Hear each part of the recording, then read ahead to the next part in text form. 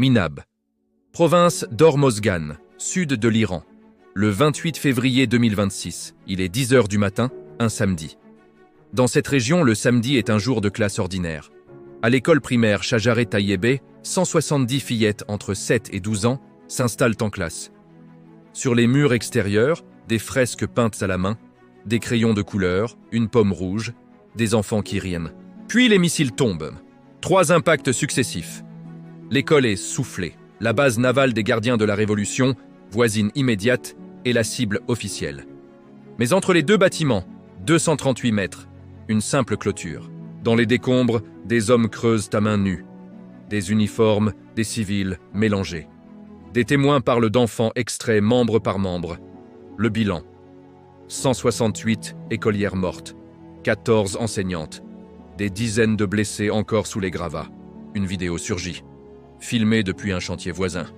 Elle montre un missile en vol frappant la zone.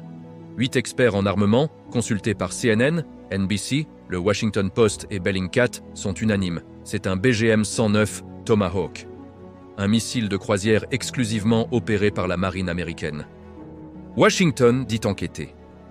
Pete Hegseth déclare que les États-Unis ne ciblent jamais les civils. Donald Trump, lui, pointe l'Iran. Ou quelqu'un d'autre. Israël dit ne pas être au courant. Pendant ce temps, la sphère MAGA diffuse une contre-vérité.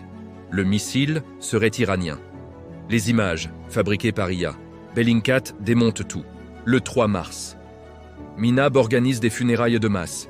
Des milliers de personnes, des cercueils identiques enveloppés dans le drapeau iranien, portant des photos d'enfants. Des pelleteuses ont creusé plus de 100 tombes, côte à côte, en une seule nuit. Human Rights Watch qualifie l'attaque de crime de guerre potentiel. L'ONU réclame une enquête indépendante.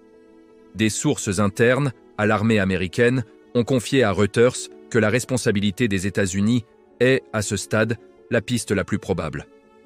L'enquête officielle n'a pas encore rendu ses conclusions. Minab. 168 fillettes, un missile Tomahawk, une enquête ouverte et un président qui dit que ce n'est pas lui.